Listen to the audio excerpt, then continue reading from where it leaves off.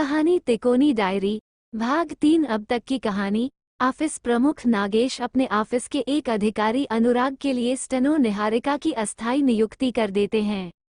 नागेश को स्थायी पी.ए. मिली हुई है।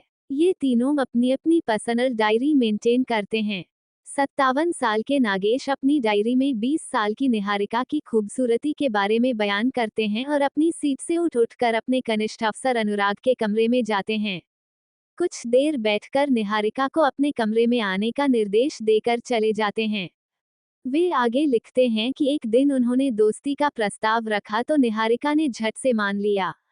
वहीं नागेश को ये डर भी था कि निहारिका कहीं अनुराग से प्रभावित न हो जाए। उधर अनुराग की डायरी बताती है कि निहारिका ने उसकी रात की नींद और दिन का चैन छीन लिया है। एक दिन बातों बातों में हम दोनों ने अपनी भावनाएं प्रकट कर दी थीं। उसने मेरे आग्रह को स्वीकार करके मुझे धन्य कर दिया। उधर अपनी डायरी में निहारिका लिखती है कि मैं अजीब कश्मकश में हूँ। मैं दो पुरुषों के प्यार के बीच फंस गई हूँ। एक अपने शासकीय अधिकार से प्रभावित करने में लगा है तो दूसरा अपने व्यक्तित्व से मुझे प्रभावित कर चुका है। नागेश से मुझे डर लगता है, अतः उसकी किसी भी बात का मैं विरोध नहीं कर पाती। मेरी हंसी और खुलेपन से उसे गलतफहमी हो गई है। एक दिन वो बोला, तुम मुझे बहुत अच्छी लगती हो। मैं तुम्हें चाहने लगा हूँ, क्या तुम मुझसे दोस्ती करोगी? मेरे घर की आर्थिक स्थिति अच्छी नहीं है। अस्थायी नौकरी ही सही, घर की कुछ तो मदद हो जाएगी। ये सोचकर मैंने हाँ कर दी। दूसरी तरफ अनुराग है, शांत और शिष्ट। वो केवल प्यारी प्यारी बातें करता है। दिल ही दिल में मैं उससे प्यार करने लगी हूँ। कुछ ऐसे ही भाव उसके मन में भी हैं। हम दोनों ने इन्हें अभी शब्दों का रूप नहीं दिया है। ऑफिस में नागेश के निर्देश पर उसके कमरे में जाती, फिर वहां से ड्यूटी रूम में आने पर मैं हमेशा अनुराग के सामने हंसती मुस्कुराती रहती थी ताकि उसे किसी तरह की तकलीफ न पहुंचे। अब आगे नागेश की डायरी। 2 महीने बीत चुके हैं। बात आगे बढ़ती नहीं दिखाई पड़ रही है। मैं अच्छी तरह जानता हूँ, निहारिका के प्रति मेरे मन में कोई प्यार नहीं। ढलती उम्र में प्यार की चोंचलेबाजी नहीं की जा सकती है। मैं निहारिका को प्रेम पत्र नहीं लिख सकता, उसकी गली के चक्कर नहीं लगा सकता, हाथ में हाथ डालकर बागों में टहलना अब मेरे लिए संभव नहीं है। मैं केवल निहारिका के सुंदर शरीर के प्रति आसक्त हूँ। फिर उसे प्राप्त करने का क्या तरीका अपनाया जाए?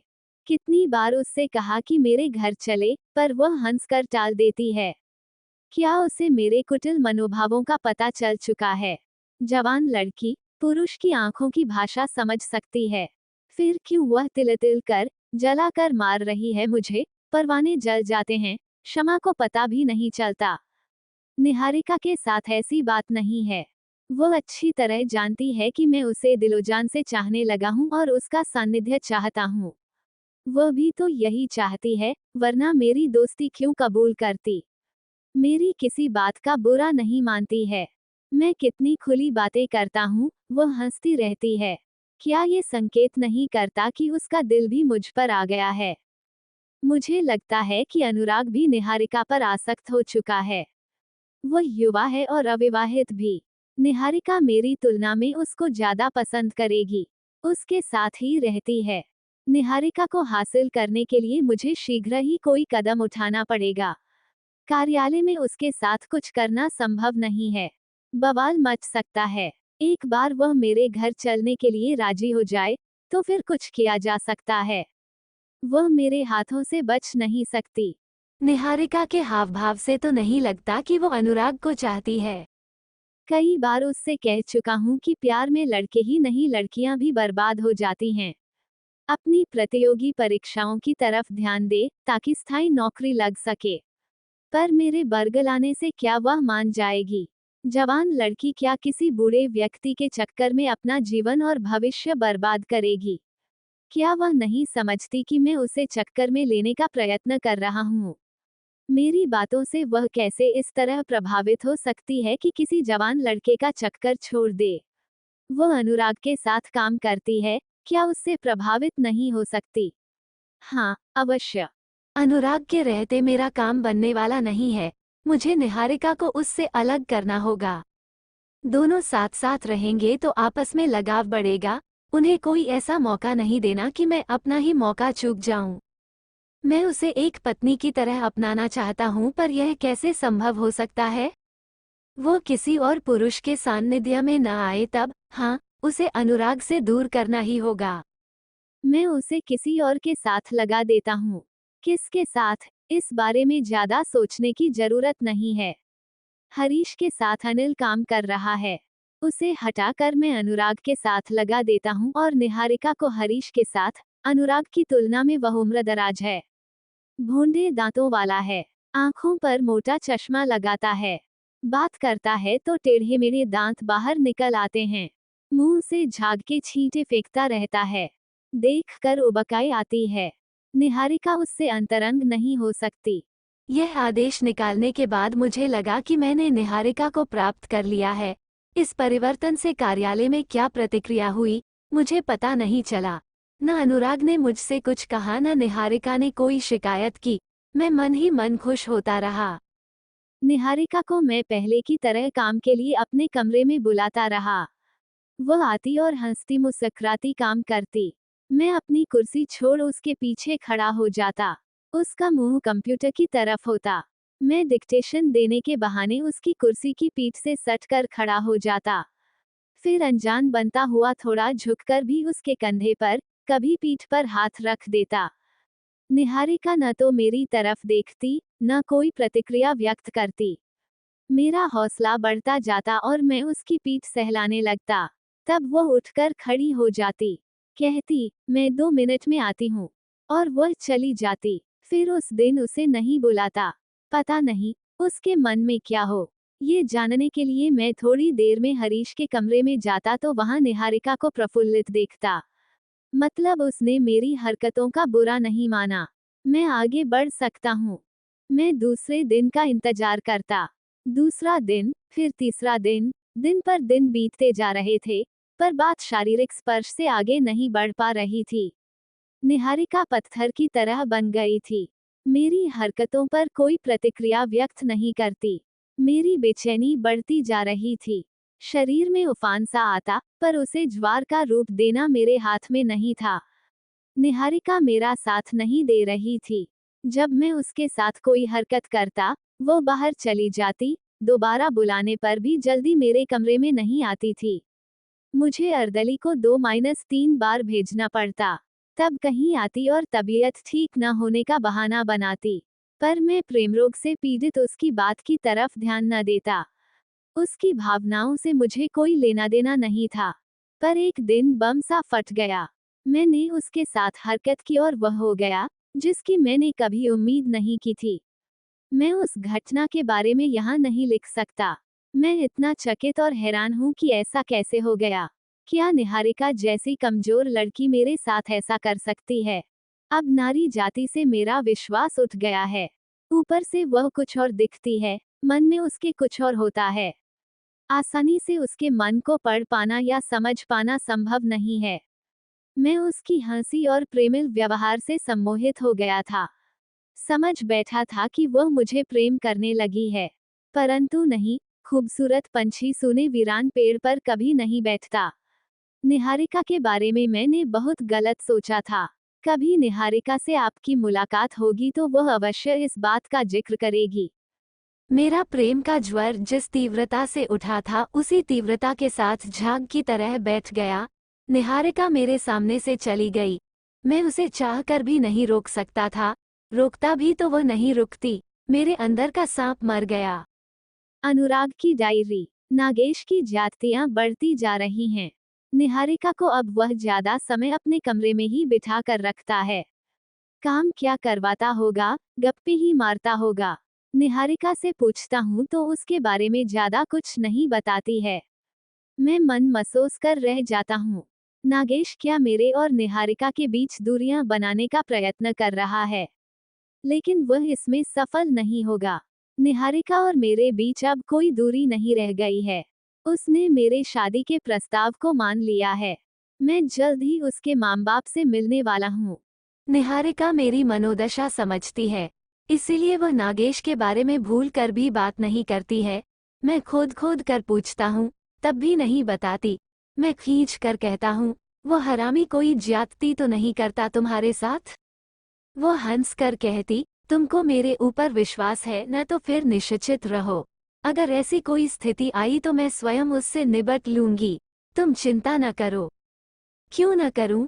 तुम एक नाजुक लड़की हो और वो विषधर काला नाग, कमीना आदमी है, पता नहीं कब कैसी हरकत कर बैठे तुम्हारे साथ, उसके साथ कमरे में अकेली जो रहती हो। निहारिका के चेहरे पर वैसी ही मोहक मुस्कान है, आंखों में चंचलता और शैतानी नाच रही है। निचले होंठ का दायां कोना दांतों से दबा कर कहती है, वैसी हरकत तो तुम भी कर सकते हो मेरे साथ। तुम्हारे साथ भी एकांत कमरे में रहती हूँ। उसने जैसे मुझे निमंत्रण दिया कि मैं चाहूँ तो उसके साथ वैसी हरकत कर सकता हूँ। वह बुरा नहीं मानेगी। हम दोनों इंडिया गेट पर भीड़ भाड़ से दूर एकांत में टहल रहे थे। अंधेरा घिरने लगा था। मैंने इधर उधर देखा, कहीं कोई साया नहीं, आहट नहीं। मैंने निहारिका को अपनी बाहों में समेट लिया। वह फूल की तरह मेरे सीने में सिमट गई। नागेश रूपी सांप हमारे बीच से गायब हो चुका था। निहारिका ने जिस भाव से अपने को मेरी बाहों में सौंपा था, मुझे उसके प्रति कोई अविश्वास न रहा। मैं नागेश की तरफ से भी आश्वस्त हो गया कि निहारिका उसकी किसी भी बेजा हरकत से निपट लेगी। दोनों को लेकर मेरी चिंता निरर्थक है। इधर लगता है नागेश को निहारिका के साथ मेरे प्यार को लेकर शक हो गया है। तभी तो उसने आदेश पारित किया है कि अब वो हरीश के साथ काम करेगी। मुझे इससे कोई अंतर नहीं पड़ने वाला। निहारिका मेरे इतने करीब आ चुकी है कि उसे मुझसे जुदा करना नागेश के बूते की बात नहीं है। मुझे इंतजार उस दिन का है जब निहारिका ब्याह कर मेरे घर आएगी।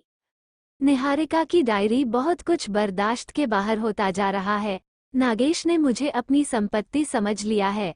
इसी तरह की बातें भी करता है और व्यवहार भी। पता नहीं, शायद नागेश को शक हो गया है कि अनुराग और मेरे बीच अंतरंगता बढ़ती जा रही है। शायद शक न भी हो, पर उसे डर लगता है कि मैं या अनुराग एक दूसरे के ऊपर आसक्त हो जाएंगे। इसी डर की वजह से उसने मुझे हरीश के साथ लगा दिया है। मुझे इससे कोई अंतर नहीं पड़ता। दिन में न सही, शाम को हम दोनों मिलते हैं। अनुराग और मेरे दिलों के बीच का दूरी समाप्त हो चुकी है। बस शादी के बंधन में बंधना है। इसमें थोड़ी सी रुकावट है। मेरी पक्की नौकरी नहीं है। उम्र भी अभी कम है। मैंने अनुराग से कह दिया है, कम से कम 1 साल उसे इंतजार करना पड़ेगा। वह तैयार है। तब तक कोई नौकरी मिल ही जाएगी। तब हम दोनों शादी के बंधन में बंध जाएंगे। अब नागेश खुले सांड की तरह खूंखार होता जा रहा है। जब से हरीश के साथ लगाया है, एक पल के लिए पीछा नहीं छोड़ता। या तो अपने कमरे में बुला लेता है या खुद हरीश के कमरे में आकर बैठ जाता है और अनर्गल बातें करता है। उसके चक्कर में न तो हरीश कोई काम कर पाता है, न वो मुझसे कोई काम करवा पाता है। नागेश की वजह से पूरे दफ्तर में मैं बदनाम होती जा रही हूँ। सब मुझे एसी वाली लड़की कहने लगे हैं। नागेश के कमरे में एसी जो लगा है।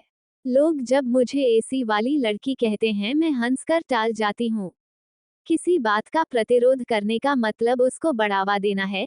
कहने वालों की सोच बेलगाम हो जाती और फिर मेरे और नागेश के बारे में तरह तरह की बातें फैलती, चर्चाएं होती। इसमें मेरी ही बदनामी होती।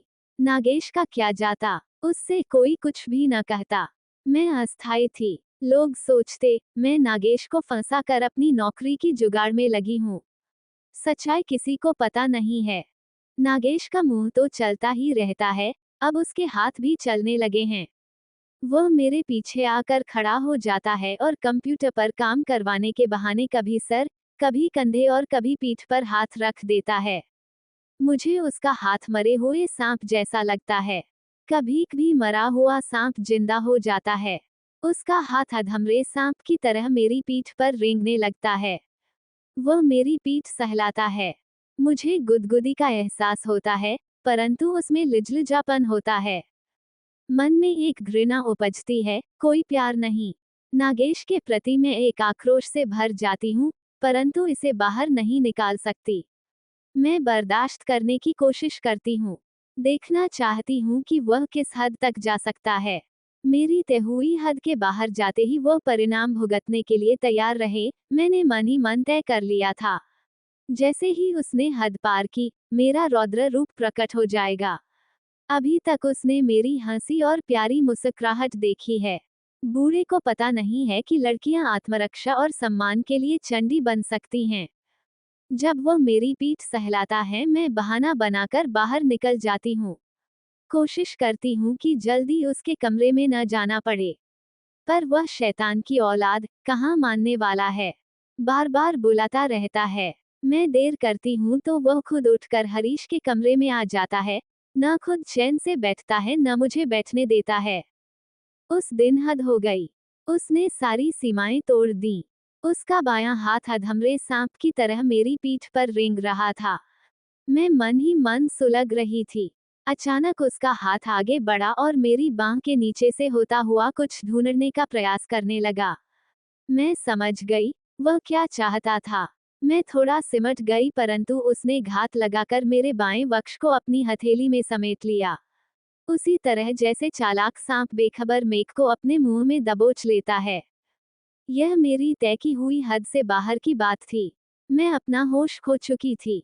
अचानक खड़ी हो गई। उसका हाथ छिटक गया, पर मेरा दायां हाथ उठ चुका था। बिजली की तरह उसके बाएं गाल पर चिपक गया। मैंने जो नहीं सोचा था वह हो गया। जोर से तड़ाक की आवाज आई और वह दाईं तरफ बूढ़े बैल की तरह लड़खड़ा कर रह गया। मैंने उसके मुंह पर थूक दिया और किटकिटा कर कहा, मैंने दोस्ती की थी, शादी नहीं, और तमतमाती हुई बाहर निकल गई। फिर मैं वहां नहीं रुकी। नागेश के कमरे से बाहर आते ही मैं बिल्कुल सामान्य हो गई। अनुराग को चुपके से बुलाया और कार्यालय के बाहर चली गई। बाहर आकर मैंने अनुराग को सब कुछ बता दिया। वह हैरानी से मेरा मुंह ताकने लगा, जैसे उसे विश्वास नहीं हो रहा था कि मैं ऐसा भी कर सकती हूँ। वो मुझे बच्ची समझता था, 20 वर्ष की अबोध बच्ची, परंतु मैं अबोध नहीं थी। अनुराग ने चुपचाप मुझे एक बच्ची की तरह सीने से लगा लिया, जैसे उसे डर था कि कहीं खो न जाऊं। परंतु मैं खोने वाली नहीं थी, क्योंकि मैं इस बेरहम और स्वार्थी दुनिया के बीच अकेली नहीं थी। अनुराग के प्यार का संबल जो मुझे थामे हुए था।